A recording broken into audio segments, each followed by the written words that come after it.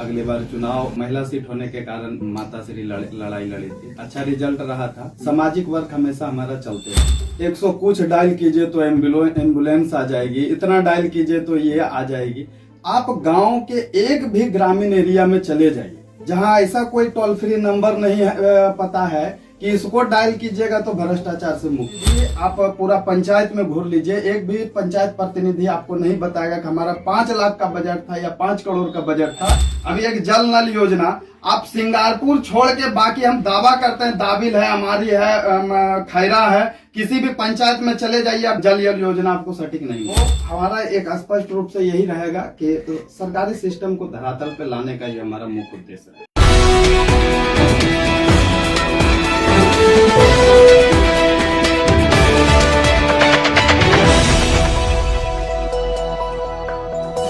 नमस्कार, आप देख रहे हैं आदर्श भारत टीवी और मैं हूं आलोक राज। अब से ठीक कुछ महीनों बाद बिहार में पंचायत चुनाव का बिगुल बज जाएगा। ऐसे में क्षेत्र में जो भी भावी उम्मीदवार हैं वो अभी से ही अपने क्षेत्र में जनता से मिलना जुलना शुरू कर दिए हैं और अपना एक तरह से प्रचार प्रसार भी शुरू कर दिए हैं।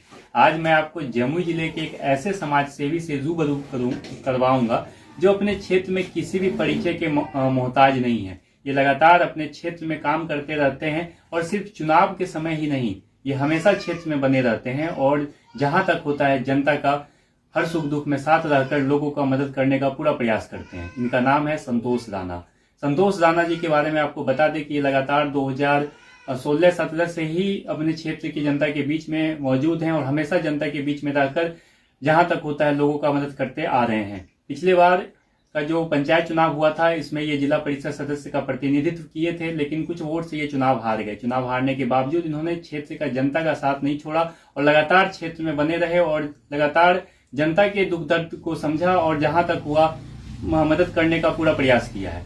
इनके बारे में एक बात और बता दें कि ये हमेशा भ्रष्टाचार के खिलाफ रहे और भ्रष्टाचार के खिलाफ इन्होंने कई लड़ाई लड़ी और लड़ाई के दरमियान ये कई बार जेल भी जा चुके हैं, लेकिन इन्होंने कभी भी डरे नहीं और हमेशा जनता के लिए लड़ते आ रहे हैं। इस बार का जो पंचायत चुनाव होने वाला है इसमें ये अपनी पत्नी सुमन राणा को खैरा प्रखंड के 10/1 भाग से जिला परिषद सदस्य के प्रत्याशी के रूप में जनता की अदालत में रहेंगे और जिनका प्रतिनिधित्व संतोष राणा जी करेंगे। अभी हमारे साथ बातचीत करने के लिए इनसे जानते हैं कि ये किस तरीके से समाज सेवा का काम कर रहे हैं, कब से ये समाज सेवा का काम कर रहे हैं, आखिर इनका उद्देश्य क्या है, किन मुद्दों पे ये चुनाव लड़ेंगे, इन सब बातों को आज हम संतोष जी से ही जानेंगे। संतोष जी, सबसे पहले आपका आदर्श भारत टीवी में बहुत बहुत स्वागत है। नमस्कार, बहुत बहुत धन्यवाद आपके चैनल पर।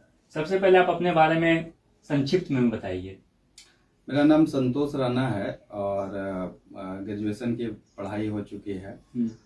2012 से बैनर विद्यार्थी परिषद के बैनर के काम से धीरे धीरे जुड़े और धीरे धीरे सामाजिक एक्टिविटी आज तक अपना चलता आ रहा है। अगली बार चुनाव ये किए थे और महिला सीट होने के कारण माता श्री लड़ाई लड़ी थी। अच्छा रिजल्ट रहा था। सामाजिक वर्क हमेशा हमारा चलते रहता है। कब से आप काम कर रहे हैं? 2012 से लगातार अपना सामाजिक वर्क चलते आ रहा है।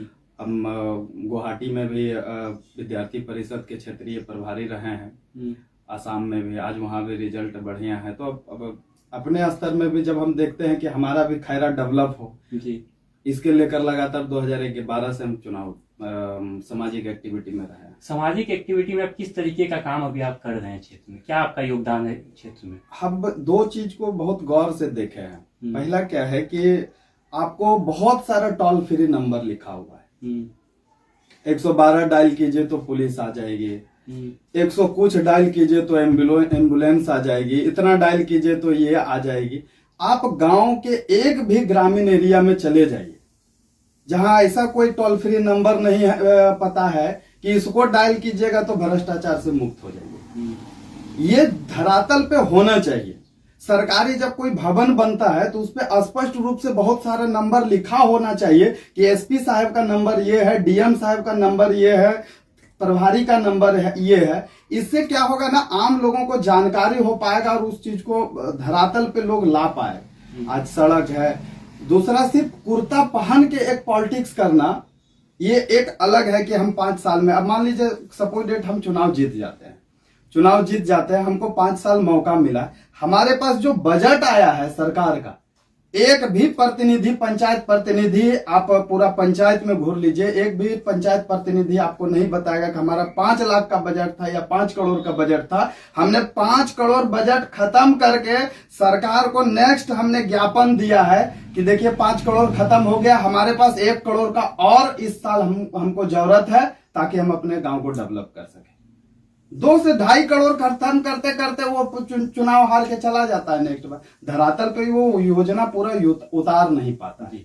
आपके बारे में एक चीज और पता चला कि आप लगातार कई बार जेल भी गए हैं, इसके पीछे क्या कारण? अब सिस्टम से लड़ने के बाद क्या है कि विपक्ष का संख्या ज्यादा आपको मिल जाएगा। आप मान लीजिए कि अभी हाल जैसे हमारे खैरा प्रखंड में एक बहुत बड़ा समस्या भी है कि खैरा फील्ड से दरोगा तैयार होता है, एसपी तैयार होता है, बिहार पुलिस तैयार होता है, लेकिन आप जब खैरा फील्ड का मुद्दा उठाइएगा, सड़क पे बैठिएगा, आंदोलन कीजिएगा, तो कई लोगों को ये बात हजम नहीं हो सकता है, और सिस्टम के दलाल लोगों को तो और ये बात हजम नहीं होगा। तो उस वक्त क्या करेगा, अपना नाकामी छुपाने के लिए आपको उठा के जेल में डाल देगा। हमारे ऊपर कोई बड़ा अपराधी नहीं है, ऐसा नहीं कि कोई क्रिमिनल है, लेकिन सिस्टम से लगातार लड़ाई लड़ते रहो, और अब तो घर द्वार बन गया है, कभी घर तो कभी लगता है वही अपना घर है, और सिस्टम से लगातार लड़े हैं, लड़ते रहेंगे। आप राजनीति में आए हैं, सक्रिय रूप से राजनीति कर रहे हैं, तो इसके पीछे क्या उद्देश्य है आपका, क्यों आप आए? उद्देश्य यही है कि आज हम अपने क्षेत्र को छोड़ के थोड़ा सा जम्मू चले जाते हैं। नगर पालिका आप क्षेत्र को आप गौर से देख लीजिए, हर साल, या फिर अपना खैरा पंचायत में देख लीजिए, चुनाव अब नजदीक है, अब आप देखिएगा हर जगह पे ठेला निकलेगा और कचरा सफाई अभियान चालू हो जाएगा। लेकिन 4 साल ये कचरा सफाई अभियान बंद था। इसका डस्टबिन का एक प्रोजेक्ट, डस्टबिन का एक प्रोजेक्ट बना हुआ था जिसमें कच्चा कचरा को अलग रखा जाएगा, जो सूखा हुआ है उसको अलग, फिर उसको रिसाइकलिंग करके सरकार को, ये इतनी बढ़िया योजना है। अभी एक जल नल योजना, आप सिंगापुर छोड़ के बाकी हम दावा करते हैं, दाबिल है, हमारी है, खैरा है, किसी भी पंचायत में चले जाइए आप जल योजना आपको सटीक नहीं मिलेगा। योजना ठप हो चुकी है, पर सरकार की इतनी बढ़िया योजना है कि अगर इस योजना को धरातल पर उतारा जाए तो अधिकांश जो पिछड़े वर्ग से, वैसे लोगों, आदिवासी समाज के लोगों को सटीक ढंग से पानी का लाभ उठा पाएगा। जी, ये बंद है। जी, पिछले बार भी आप जिला परिषद सदस्य से चुनाव प्रतिनिधित्व की प्रत्याशी आपकी मां रही, इस बार भी आपकी पत्नी यहाँ से भावी उम्मीदवार के रूप में है, तो जिला परिषद सदस्य का चुनाव आप क्यों लड़ना चाह रहे हैं? हमारा सटीक एक ये है, छात्र जिंदगी से हमारा राजनीतिक शुरू हुआ है। हमने जहाँ से पढ़ाई किया तो हम शुरू से जानते थे कि जब बच्चा थे तो कोई प्राइवेट स्कूल से हमारी शिक्षा ग्रहण नहीं हुआ। जब कोई टीचर पूछते थे या ग्रामीण लोग पूछता था तुम्हारा स्कूल का क्या नाम है, तो बच्चा टाइम में इतना पता था कि स्कूल खेत में है, तो टड़िया पर स्कूल हम लोग बताते थे। होश संभाला, बढ़ा तब पता चला प्राथमिक मध्य विद्यालय सिंगारपुर है। तो हम उस जगह से आते हैं जहां स्कूल का नाम से ढंग से नहीं जानते। आज शिक्षा दर को आप देखिए तो मिड डे मील या सरकारी टीचर को अभी जनगणना में लगाया गया है। क्या सरकारी टीचर को जनगणना में लगा दिया जाए, शौचालय में लगा दिया जाए, यही सरकार की योजना बचा हुआ है।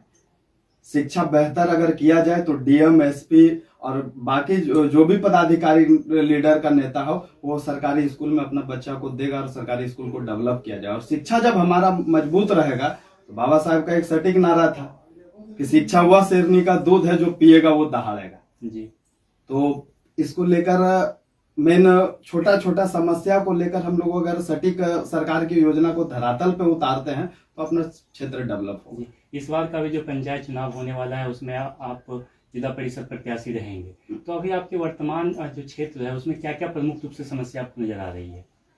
समस्या बहुत है। अभी आप हाल फिलहाल में दाबिल को आप ले लीजिए। दाबिल एक ऐसा लगता है कि एक ही अपने हाथ में 5 उंगली है और 1 उंगली कटा हुआ भाग है।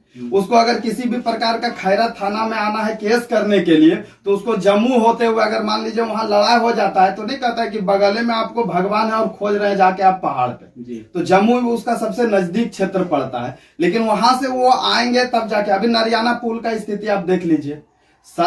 सरकार जब वो कोई चीज को बनाती है, मान लीजिए कि हमारे ऊपर केस होता है, तो हमारे बगल में लिखाता है पिताजी का नाम कि इनका लड़का था। सरकार कोई पुल बनाई, उस वक्त तो अपना बड़ा शिलान्यास किया था, अभी पुल टूट गई है तो उस व्यक्ति का भी बड़ा तस्वीर लगाना चाहिए।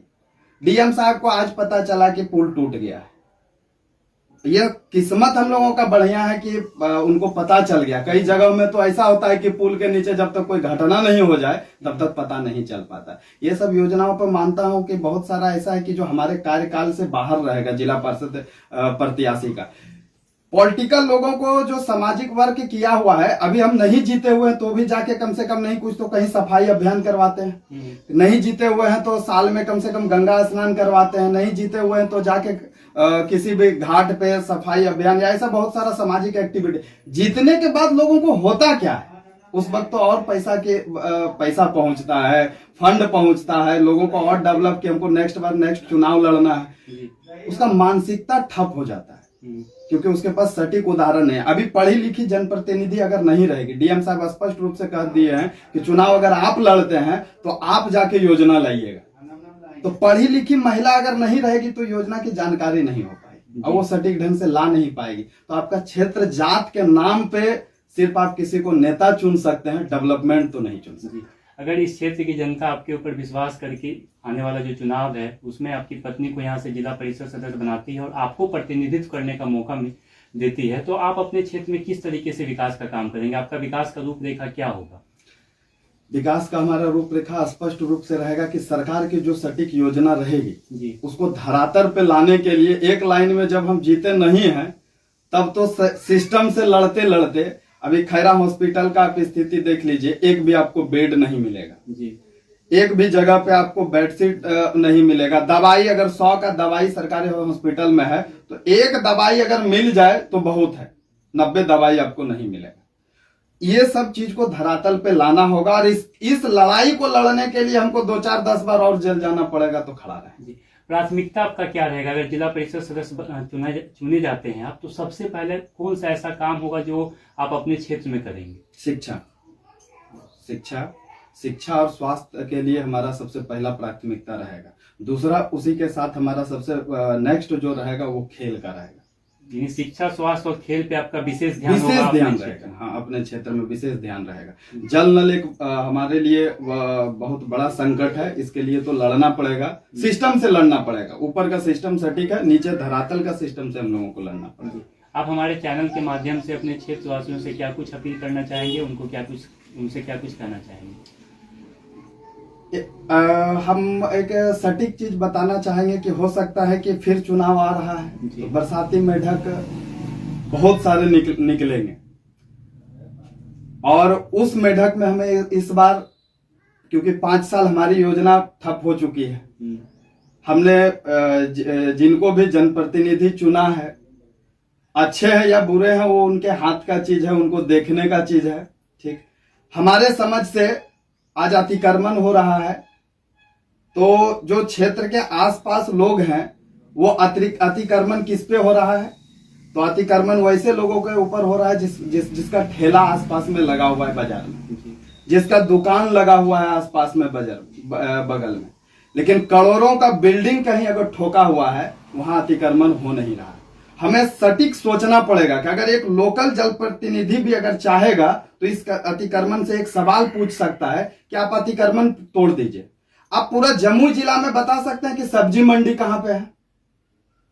डीएम साहब को इसके लिए भी जवाब देना चाहिए। आप खैरा चले जाइए, अतिक्रमण के नाम पे पूरा अति को तोड़ दीजिए, फिर भी आपका जाम का समस्या वही है। और आप एक जगह फिक्स कीजिए कि लोकल ठेला लगाने वालों का इधर जो है आसपास में रहेगा। आप जिसका मकान तोड़ रहे हैं जो पहले से सरकारी बना हुआ है, क्योंकि बनाए भी आप ही हैं और उसको हटा भी आप ही रहे हैं, तो उसको जब तोड़ रहे हैं तो एक ऐसा किया जाए ना कि 2000-5000 लेके फिक्स रेट कर दिया जाएगा, वहां एक रूम बना दिया जाए, अतिक्रमण भी आपका क्लियर हो जाता है और नेक्स्ट आदमी को रोजगार भी मिल जाता है। तो हमारा एक स्पष्ट रूप से यही रहेगा कि सरकारी सिस्टम को धरातल पे लाने का ही हमारा मुख्य उद्देश्य है। तो ये थे संतोष राणा जी, जो कि आने वाले जो पंचायत चुनाव है उसमें इनकी पत्नी यहाँ से भावी जिला परिषद सदस्य की उम्मीदवार रहेगी, जिनका प्रतिनिधित्व संतोष राणा जी करेंगे। इनका साफ साफ कहना है कि मैं पहले भी समाज के बीच में रहा हूँ और समाज के लिए लगातार काम करते आ रहा हूँ, भ्रष्टाचार के खिलाफ लड़ाई लड़ते आ रहा हूँ, कई बार जेल भी गया हूँ। और इस क्षेत्र की जनता अगर इनको यहाँ से जिला परिषद सदस्य चुनती है तो इनका कहना है कि सरकार द्वारा जो भी योजनाएं होगी उसको ये अपने क्षेत्र के धरातल पर उतारेंगे। इनका प्राथमिकता रहेगा कि ये स्वास्थ्य, शिक्षा और खेल व्यवस्था को अपने क्षेत्र में सुदृढ़ व्यवस्था करेंगे और ज्यादा से ज्यादा अपने क्षेत्र में काम करके अपने क्षेत्र को विकसित क्षेत्र बनाने का पूरा प्रयास करेंगे।